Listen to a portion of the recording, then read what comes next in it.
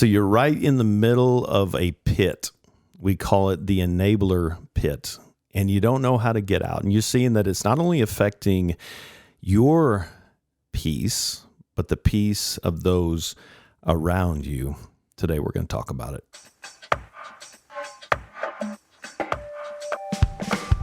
Well, welcome to the Celebrate Recovery official podcast. We're so glad that you're with us today.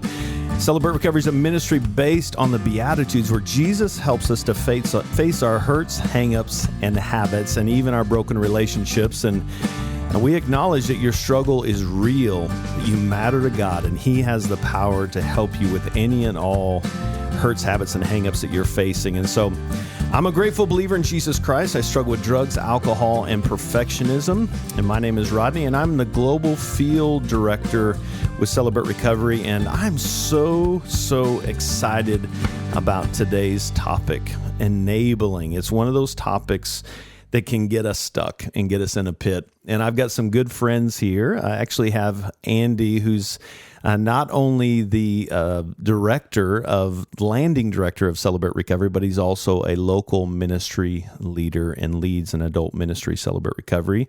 And then his sweet bride, Julia, is with us. And what an incredible power team you guys are. But they agreed to jump on with me. So why don't you guys introduce yourselves, just your recovery introduction, and we'll jump into a great conversation. Yeah, thanks so much for having us on here, Rodney. I'm a grateful believer in Jesus, struggle with anxiety and depression and sexual addiction, and my name is Andy. Hi, Andy. Hey.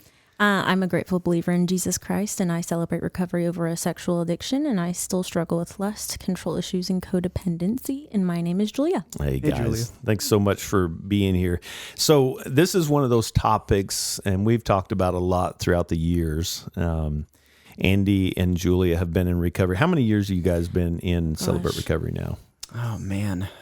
January, it's going to be 8 years. 8 years. Wow. Yeah. So lots of experience there. You probably have run into this. I know I have in my 17 years of people getting trapped in this enabler trap. So I want to just jump in. You know, there's some key elements that we can kind of be indicators that we might be enabling, and somebody listening might be in the middle of I'm an enabler, or maybe I am, I'm not sure. And so hopefully this will provide some nuggets of truth. But what are some of those things that would be indicators that would say, ooh, maybe I'm slipping over from helping and serving and loving toward maybe I'm hurting them by enabling? Andy, what are some of those things, man? Yeah, one of the things that kind of pops out to me when we talk about this idea of enabling is this idea of protection, and I think I might classify it as an overprotection. This way that we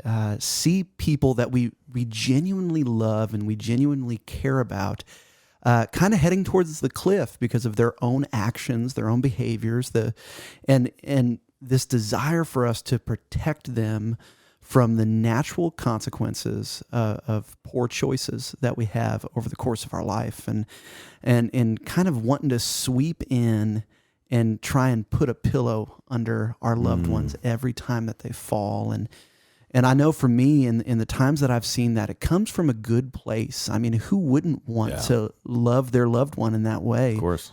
But when we protect from the consequences of our actions, we don't actually learn anything from those actions, and it's can be an inhibitor to change. Yeah. So I love that picture. It's a great word picture. The pillow. We want to pull the pillow and put it to give them a soft landing.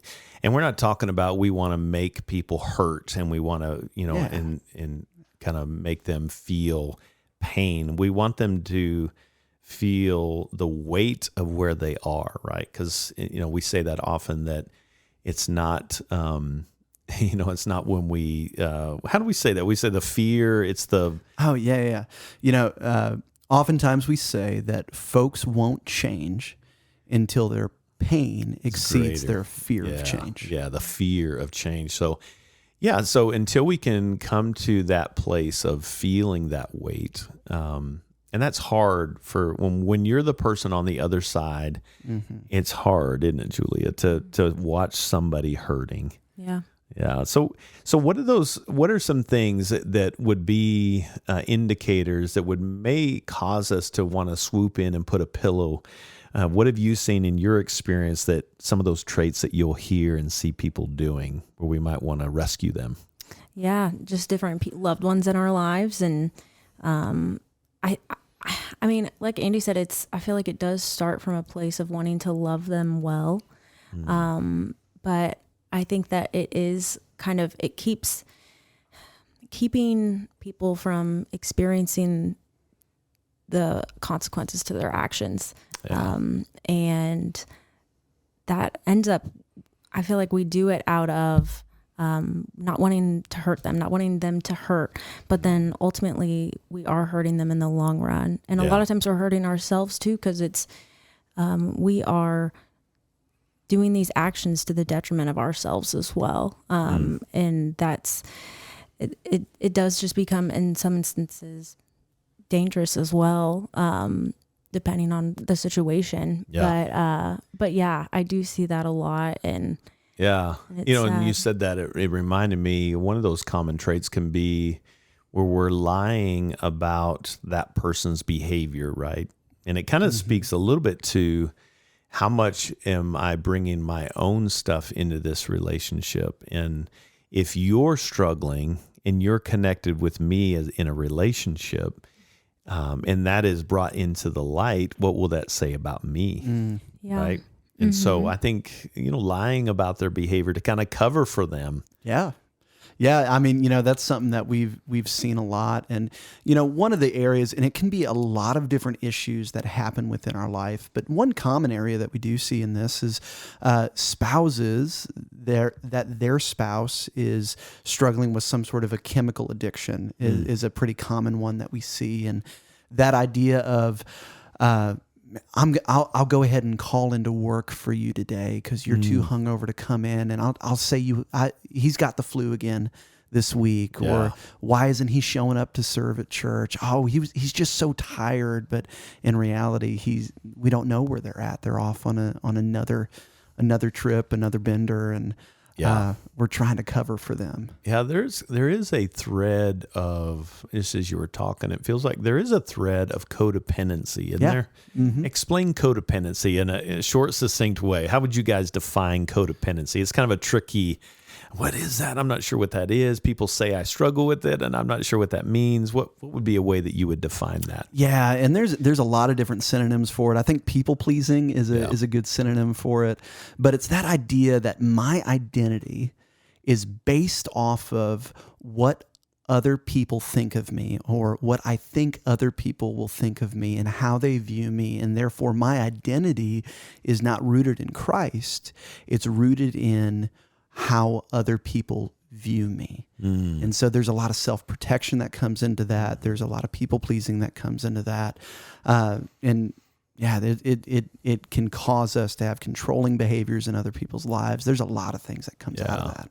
So one of those traits of, or characteristics of an enabler is we will put the addict or the person. It's not just with addictions when we enable, but we will put their needs above our own, right? Yeah. And that's kind of a gross feeling. Where have you guys seen that play? You have some examples? Anything that jumps to mind that would fall into that category? Yeah, that's such a good question. There's a friend of mine that I know, and her daughter has been struggling for years just with addiction, and it was so hard for me to sit across from her and have her just talk about, her whole world is her daughter, her whole world. In some instances in a healthy way, and a lot of instances in an unhealthy way. And so she had become so engrossed in just the enablingness that she in some ways was losing her identity in her daughter, and she was just miserable all the time because all of her well-being was based on what her daughter was doing, and her daughter wasn't making good decisions constantly, and so she was so miserable constantly. And so it was just heartbreaking to see how we can lose our identity in someone we love so much with such good intentions, but we don't realize we have to take care of ourselves and our own health as well. And that's the healthy thing. That's what the Lord wants for us. And so it's heartbreaking to see that happening just across the table. It's confusing because isn't the Bible say that we're supposed to love others? Yeah. Right? It gets a little bit fuzzy. Yeah, but when we start loving others to the detriment of ourselves, it reminds me of, being on an airline and heading on a plane ride somewhere. And one of the things that they always say, they explain the air mask dropping down, and they always say, hey, make sure that you put your mask on first before you help others. And it's because if I don't have that oxygen flowing to me, how can I ever hope to help you find the oxygen that you need? And so often, I see folks, oftentimes it's family members trying to do everything that they can to help connect their family member that is hurting or that is addicted or that is struggling with resources, when maybe the best thing that could happen is if that person that is struggling learns to start taking some of those steps as well. And so when we start doing for others how they need to be taking ownership themselves, it can lead into enabling too. Yeah, the brain is kind of tricky in denial, right? The brain has the ability to lie to itself and believe it. Yeah. Right. This can, and you see that a lot of times if someone brings bad news, hey, so-and-so died. Our first reaction a lot of times is no way. That can't be. And I think that's kind of that denial that kicks in. And it's not intentional because we love and care for this person so much. We don't want to see them in this predicament. And if this is true, and if you're listening and you're in that situation, I just want to honor and validate the good reasons why you may be in that place of denial. It's like you care so much about this person that you just don't want to believe it, right? And so, but it's good to be aware of that, acknowledge that, validate the good reasons why it's there. But then what do I do with this new information, right, that we don't want to stay there? And we'll turn the corner here in a little bit on that. But money is kind of one of those factors, isn't it? Where do we see money come into play in the enabling act? Where have you guys seen that play out? Yeah, I have seen that. Gosh, it's so hard because we all want to feel like we're making a difference and that we're helping. In some ways, money is a really easy thing to do. And a lot of times the addicts really do, quote unquote, need money. Like they really, a lot of times don't have the resources that they need. And so wanting to help. But yeah, I mean, again, I, with the same mother and her daughter, she would, constantly give her money and she would just immediately go out and get drugs with it. Or even if she did give her, would buy her things, she can easily just sell it and then go get money for drugs. And so it's so hard to find that balance. But I think the more that we can just love others kind of in a different way, or buy them food and have them eat it, or just whatever if you're hungry, it is. let me feed you. Yeah. But just, it's just that falling into, again, that wanting to help and wanting, our hearts are in the right place. Yeah. But just knowing that money is a very, very, very easy way to, again, have them, to harm them. It's just another way to harm them. Well, and one way that I've also seen it too is I'm going to give this person money, not that they've done anything to earn the money, not that they've done anything to ask and ask for help in a legitimate way, but I just have a hunch that they probably need some money, and I'm just going to, I know that they're always in money issues, and so every time I see them, I give them $20 or $40 or $50, and that doesn't always help. Yeah. Another one, bailing out, right? If a lot of times if you see someone go to jail, too often I see, we bailed them out again, and this is the third, fourth, fifth, sixth time. And that's a tough thing because nobody likes to see a loved one in jail. But when does that become hurting when we bail them out? Yeah. I think for me is this an instance or is this a pattern? Working with teenagers for a long time and their parents, it's like, we're all broken. Yeah. It's different between, man, Billy got a speeding ticket and all right, we went ahead and paid it, versus, man, Billy got his 5th speeding ticket in the past 6 months, and I just don't know what to do. I'm losing money on all of this. It's like, well, hey, maybe Billy needs to pay for his own speeding ticket.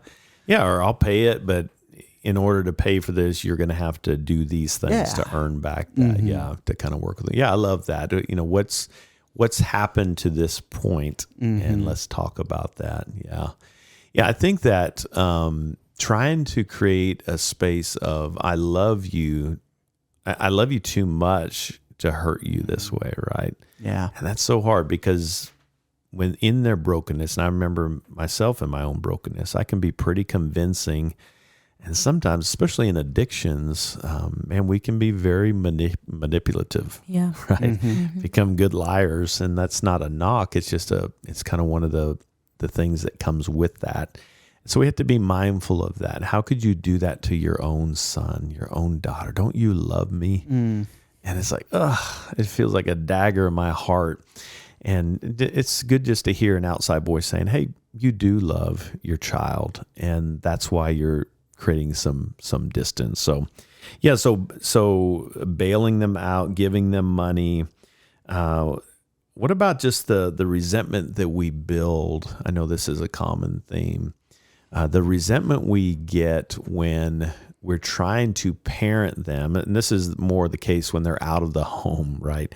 And we're trying to parent them, but they've been living on their own, living their own life, and now we're trying to parent them, and it kind of falls flat.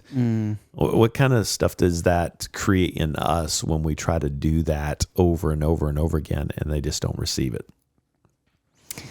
Do you mean parenting in a healthy way or unhealthy? Unhealthy, yeah.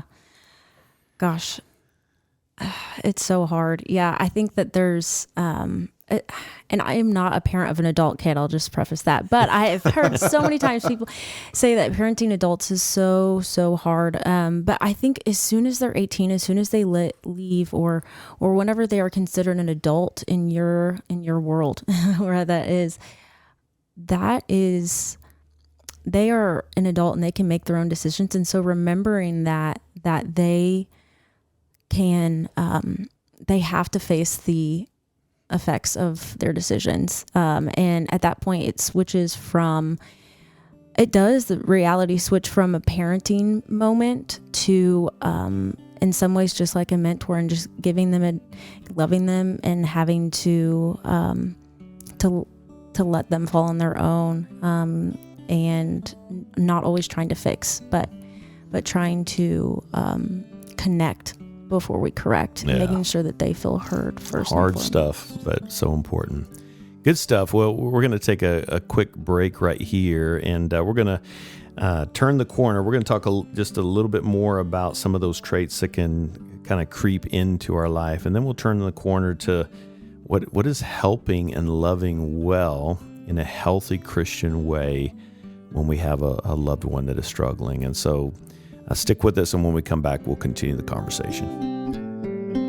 Are you and your church looking for practical tools to help you start and run a Celebrate Recovery in your church? Consider joining us for a Celebrate Recovery training conference online or in person. Visit our website at celebraterecovery.com for dates and times. And don't forget to connect with your Celebrate Recovery state representative. They are here to serve you as you walk through this process. Find a rep near you by visiting celebraterecovery.com/reps. We're having a great conversation around enabling and how we can get stuck in that. We've been talking about some of those things that can creep in, and final thoughts kind of on the enabler traits. Anything that jumps out at you just in your experience, what you've seen leading a ministry, Andy, and any final thoughts before we kind of turn the corner on some of the healthy ways to do that? Yeah. I think one of them that I know I've seen a couple times is this idea of I'm going to make threats or I'm going to establish a boundary. Hey, I love you. I care about you. But if you do this again, I'm going to go live with my parents, or you can't be in the house for a couple months until you get sober. But then the behavior happens again. And we make an allowance for it. It's like, okay, I understand that, that happened again, but next time, and then it always becomes a next time, but every time it happens, we just put it off. Yeah, and we I'm never so glad enforce you brought that up. Yeah, because we mean it when we say it, but that's such a good reminder that when we're dealing with them, with the person, the addict, whatever, is make sure whatever we say will be a consequence that we would be willing to carry through with it. Because sometimes in our anger, disgust in the moment, we say, well, that's it. If you do it one more time, this is going to happen. And then it happens and we don't see results. That can actually be more harmful. Yeah. Yeah. Julie, any thoughts on that? Yeah, I think, and we might have already touched on this a little bit, but just the idea of doing things for addicts that they are able to do for themselves is definitely a big sign of enabling. If they are able to, if they're physically able to go out and get a job and have it, why are we giving them money? Or if they have money and they can pay their bills, but they choose not to, why are we stepping in and doing that? Just different stuff like that too. Yeah. I was talking to a dad recently and he went through that, and the son was not following what needed to be happening to live in his home as an adult. And he set that boundary and said, hey, if this happens again, you're probably going to have to move out and get your own place. And it happened again. And so instead of just saying you're out and kick him to the curb, he actually walked alongside him to help him find a home. And it ended up being very effective, helping him. But he held true to his boundary. That was so important. So we could talk a lot more about some traits. There's all kinds of things. But what does it look like to do that in a loving them well, helping them well? What are some things that you guys have learned that are a healthy way to do this? Yeah. We talked about that denial aspect earlier. And I think one of the first spot that we have to get to whenever we find that maybe we're in a spot that maybe we've been enabling somebody. And by the way, if you're listening to this and you're like, dang it, that's me, I've been doing that. It's okay. Yeah, you're human. Exactly. But the first place that we've got to start is admitting my loved one has a problem and I have no control over it. So true. Yeah. I feel like it's so important too to remember, just in light of this whole conversation too, is that the Lord loves your loved one way more than you do. And how much space the Lord lets us have to fall. And how much the Lord does not enable us. He lets us fall time and time again. He's letting the person you love fall. He's given them that freedom. And so we need to do that too and learn these healthy things. But one of the things that I heard when I was first getting into recovery was just the idea of putting boundaries up. And the whole idea was that you don't put boundaries around other people. You put boundaries around yourself. And that's something that's so, so important to do whenever you're dealing with someone in addiction, because you will get dragged in to enabling so easily. And so kind of taking some distance for a minute and praying, trying to think through what are going to be these healthy boundaries that I'm going to set up around me and stick to. And chances are the person is not going to respond well to those. Most of the time they don't, but expect emotions are going to be present when you confront them. I love that you said that. I'm so glad you said that God loves them so much more than that. And it's hard to imagine that because we love them so much. And I think that idea of boundaries around myself, it kind of reminds me of just the self-care aspect, whether we want to admit it or not, because our loved one, and if we're specifically talking about a loved one is in recovery, that means we are in recovery. We have gotten pulled into a sick way of interacting with the addict and the loved one. And so we need that support. So tell me about self-care. What does that look like being in that arena? Well, I'm so glad that you said that there. And it's such a good reminder, because that is a conversation I have a lot with people, is like, hey, I know you might not want to hear this, but since your loved one is in recovery, you're in recovery too. And it's a good reminder that no matter what issue we have going on, no matter what, in the language of CR, no matter what unhealthy habit is happening in our life, it doesn't happen in a vacuum. It always affects the people that are around us. And it's an unfortunate part of living in a broken world. But the way that we start to pursue health or self-care and personal health in there is admitting that first and foremost, there's been an impact in my life. And so do I have a space where I can freely talk about the pain that I've experienced for trying to love a loved one that's in pain themselves? Yeah. And do I have safe people to bring around me that aren't going to try to fix me, but are going to be there to walk alongside me in love? Yeah, and other people that have walked in your shoes. There's nothing more powerful than a changed life that has experienced something that we are currently walking through, and to look them in the eye and say, this is what's going on. And to even say, hey, tell me, we're not about giving, fixing and advice, but sometimes we need, that's the beauty of accountability and sponsor relationships. Hey, what did you do when this happened? You've walked in this journey. Tell me what you did. I think one of the things I'd love for you guys to unpack is really just this idea of allowing them to feel the weight of the consequences. Whether we like it or not, we're thinking about our stories. Pain gets our attention, right? And that pillow analogy you used kind of reminds me of how often when we put the pillow underneath them and they don't feel the weight of that, that's a game changer for us, isn't it? Yeah. Talk about that. What comes to your heart with that? Yeah, the first thing that comes to mind is kind of that idea of, hey, this happened again, and I love you so much. I'm so sorry you're in this, but I can't come and rescue you this time. Yeah. You've either got a day in jail or I can come bail you out. Yeah. I'll see you in a day, but I'm going to be right there to pick you up whenever you get out. Yeah. And so allowing that pain to actually do the work that maybe God wants it to do is so key, and letting them feel the consequences of their action. Yeah. Julia, why is that important to feel the weight and the pain and the consequences? Pain is a great teacher. Wish it wasn't that way. Yes. But pain, in some ways, pain is such a gift from the Lord, because it teaches us so quickly in a moment. I'm never going to do that again. Even thinking about how many times we've all been in situations where we've maybe said something stupid, or we're nervous and immediately it doesn't go well.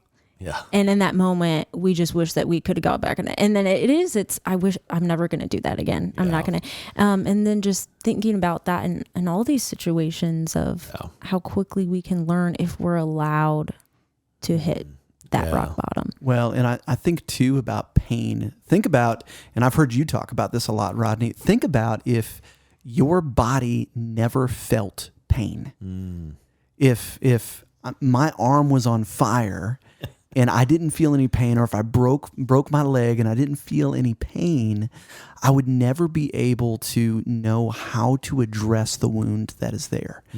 And that would cause so much more damage. Yeah. And so being able to feel pain is actually a gift that God has given to us. C.S. Lewis says that pain is God's megaphone to rouse a deaf world, and to be able to see that there's areas that need addressing. Wow. Yeah, and that's kind of the root of the deafness, right? Of the pain being hidden, is we try to find other things to cope and hide the pain. I don't want to feel this. That's how we get into addictions to begin with. Yeah. Like, this feels too much, and I need something to take me out of that. And it's never a permanent solution. It's not sustainable. It actually makes things worse. And so, I love that picture. Yeah, when you were talking, Andy, I was thinking of if I break my leg and I don't feel pain in that and I continue to run on it, there's going to be some permanent damage, not just the bone, but to the skin, the ligaments, all those tendons, everything is going to be damaged because I'm running on a leg that is not functioning the way it should be. And so we want to create space to say, oh, that hurts. That's the way God gave us an indicator. Something's off. Yeah. Well, and to take that analogy and apply it to what's going on in addiction, one of the reasons why I'm in a spot where I'm trying to run to these different protections or defenses or numbing agents is because my heart and my soul isn't functioning as it should. It's not connected to the source of our hope and our healing, which is Jesus. Yeah. And then when there's additional pain that results from that, and I don't feel that additional pain, I can never go and fix the real thing that is that's going on in my heart. Yeah, that's so good. Julia, closing thoughts from you. Oh, wow. So much pressure. Yeah, I think, and we touched a little bit on just the fact that we need to get the support we need. And that's what's so great about Celebrate Recovery too, is that it's for everyone. And so I feel like it's so important for us to find those safe groups that we can go to, whether it's Celebrate Recovery or is it Al-Anon? That's for family members and different stuff like that. But just also remembering we need to take responsibility for our part. And we say all the time in Celebrate Recovery that, it could be 90% someone else's fault. Yeah. But taking that 10% and looking at our own lives and really working our own recovery with this and working, seeing what the Lord wants to teach us through this, and just going back and continuously working our own recovery is such a big part of it as well. And again, just the aspect of control too. We think when we're trying to enable someone that we have the control, that we can change them, we can do that, and just realizing that we can't.